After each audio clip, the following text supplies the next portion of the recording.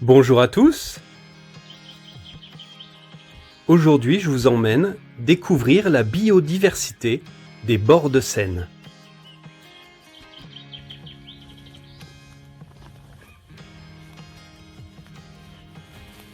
Ce fleuve est long de 775 km.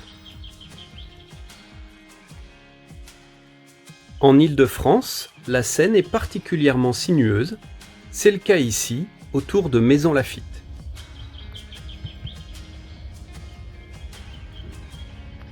Nous allons quitter le cours d'eau principal pour observer la faune dans un des bras de la Seine.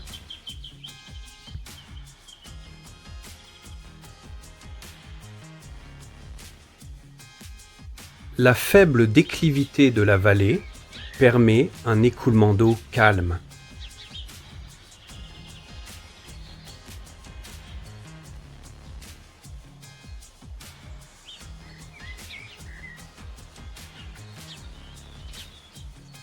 Je croise de nombreuses coccinelles à 7 points.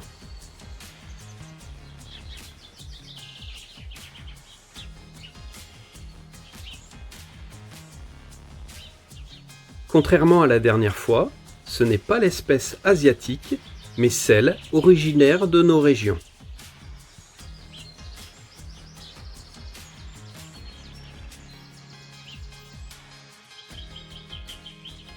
Le nombre de points sur la carapace de la coccinelle dépend de l'espèce et non pas de son âge comme on a pu l'entendre parfois.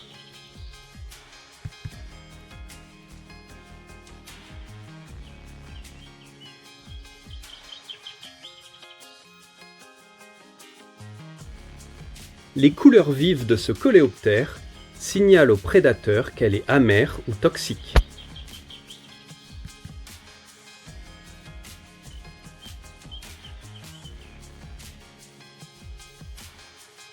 La plupart des espèces de coccinelles se nourrissent de pucerons et peuvent être donc utilisées par l'homme comme insecticides naturels.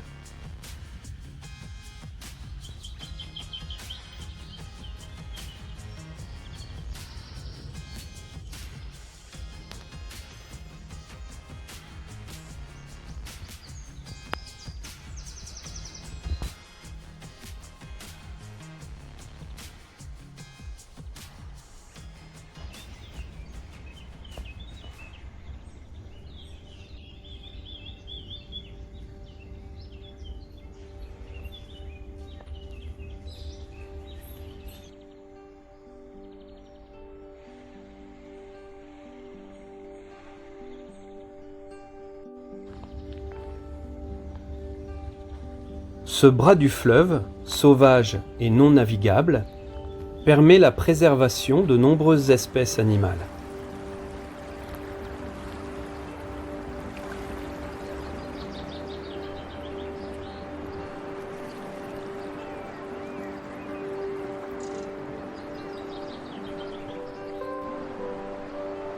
On dénombre une cinquantaine d'espèces de poissons d'eau douce dans l'ensemble du bassin de la Seine, dont la moitié est d'origine naturelle.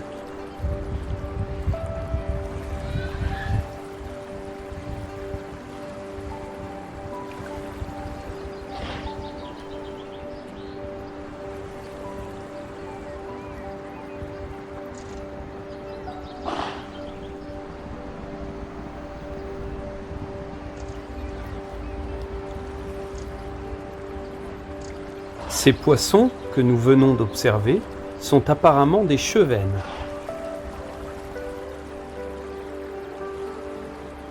C'est une espèce de poisson très fréquente en Europe.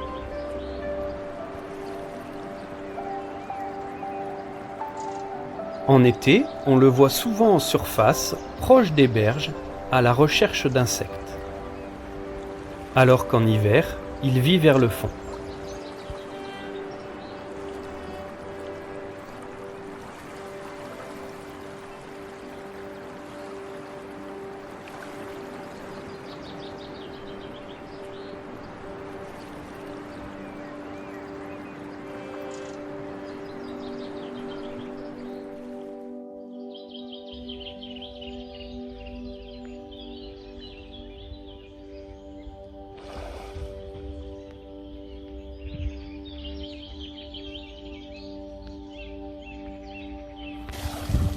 On entend de gros remous à la surface.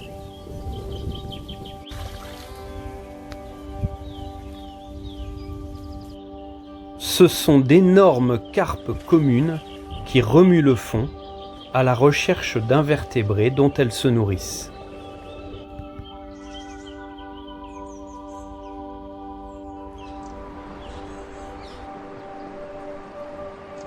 Ce poisson a été introduit dans la Seine dès le Moyen Âge pour la pêche.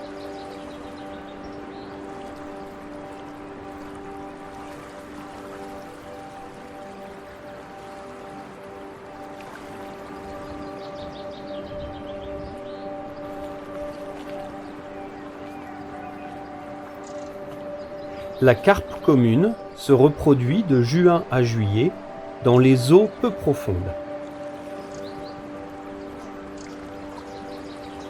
Le frai a lieu ici dans une eau à 17 degrés. La femelle peut pondre plusieurs milliers d'œufs adhésifs parmi les plantes aquatiques.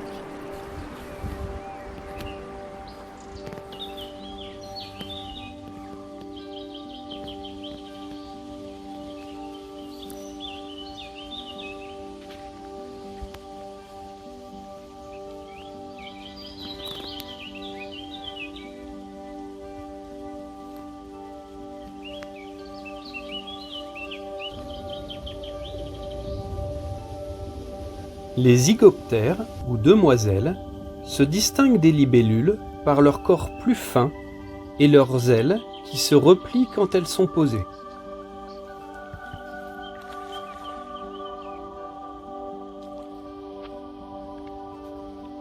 Ce sont des prédateurs qui se nourrissent de moucherons et de petits insectes.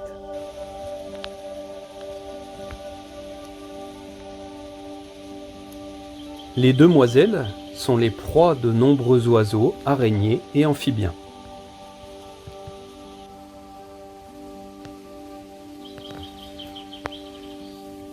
De couleur bleue, ces deux spécimens sont des mâles. Chez cette espèce, les femelles sont un peu plus brunes.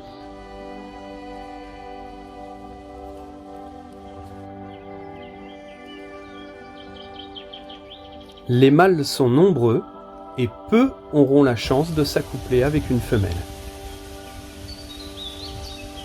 La femelle pond ses œufs dans l'eau où les larves se développeront.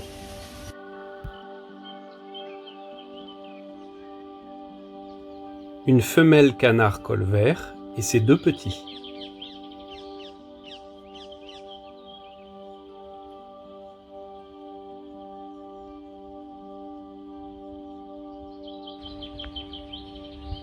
Un cygne blanc,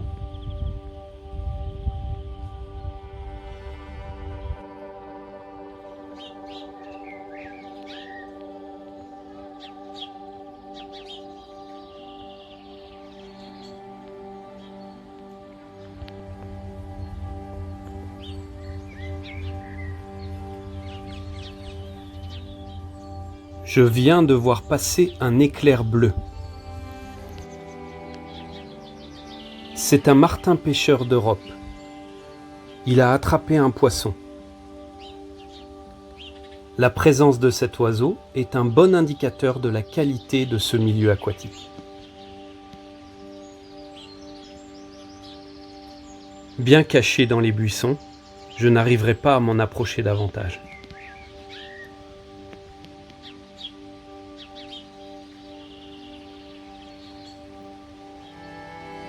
Il s'enfuit dès qu'il me voit.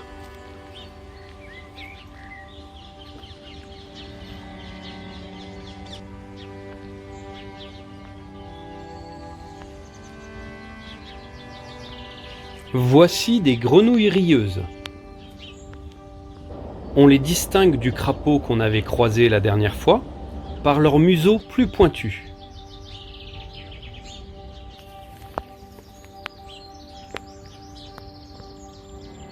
Initialement présent dans l'est de la France, ce batracien a été introduit pour ses cuisses dans les années 1970.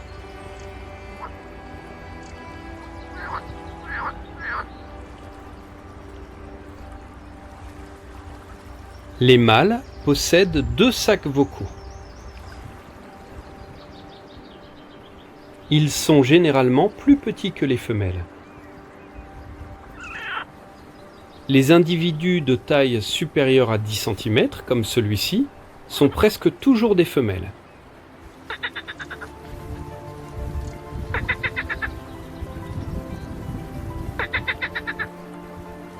Seuls les mâles chantent bruyamment d'un couassement qui fait penser à un ricanement.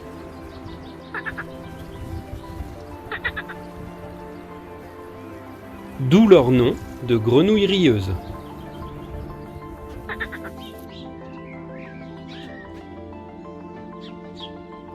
Elles apprécient les rives bien ensoleillées.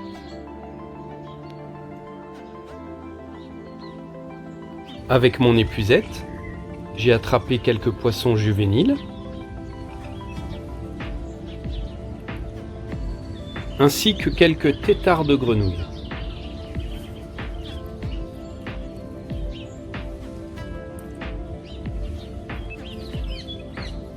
Ils sont beaucoup plus gros que les têtards de crapaud de la dernière fois. Et ceux-là n'ont pas encore de pattes arrière. Ce jeune poisson doit être l'alevin des grosses carpes communes que l'on a vues tout à l'heure. Les têtards sont principalement herbivores.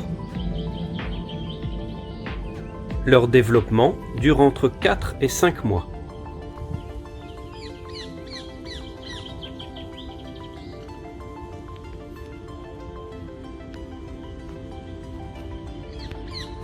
Je vais également essayer d'attraper une grenouille pour pouvoir l'observer de plus près.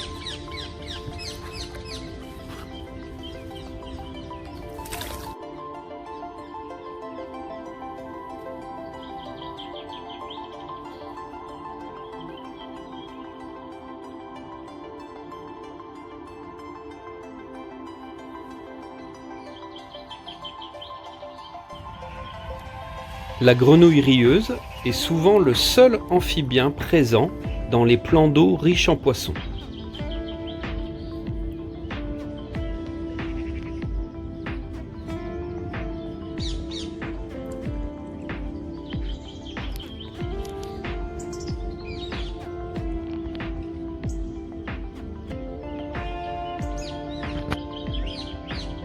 Les adultes sont surtout insectivores. Leurs yeux proéminents permettent une parfaite vision hors de l'eau pour détecter les insectes, mais également les prédateurs comme les oiseaux.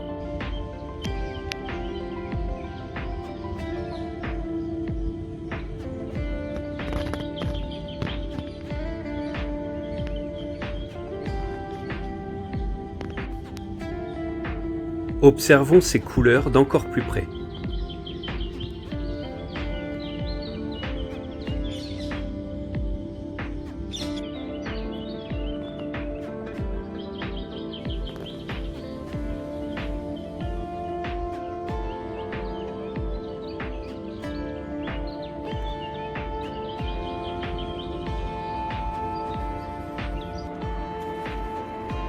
Il est temps de les relâcher à l'eau.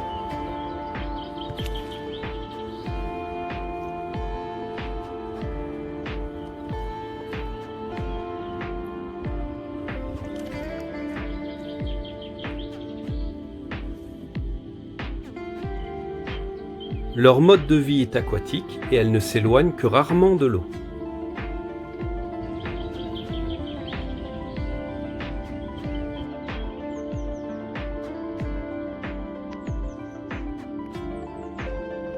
Actives de mars à octobre, elles hibernent généralement dans l'eau. Elles s'enfuissent dans le substrat du fond ou celui des berges.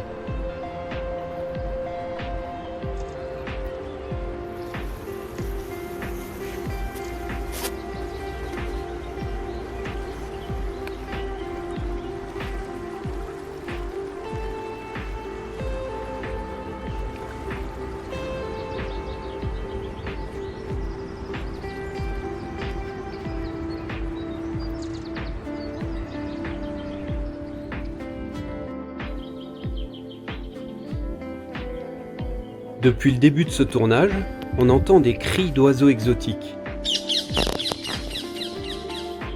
Et on en voit passer d'un vert magnifique.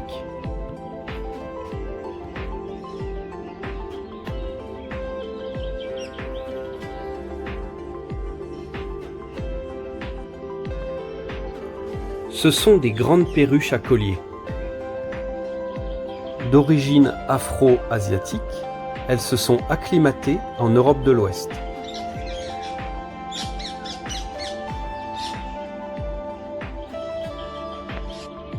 Elles se nourrissent principalement de fruits et de graines.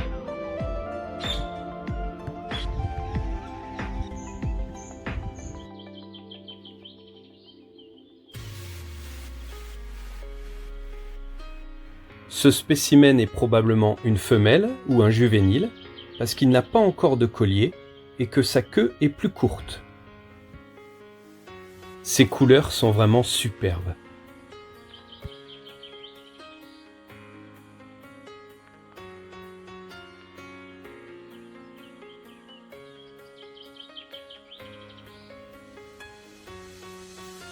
Cette grande perruche mesure une quarantaine de centimètres.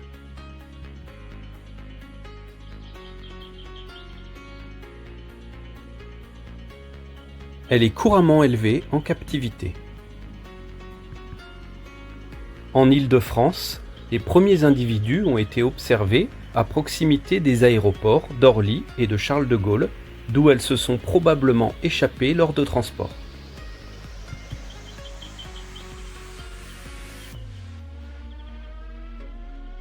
Leur population est passée de près de 1000 individus en 2008 à plus de 5000 aujourd'hui.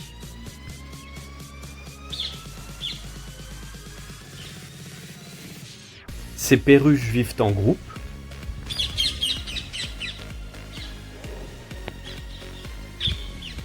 Elles se rassemblent à la tombée du jour sur un arbre dortoir pour y passer la nuit.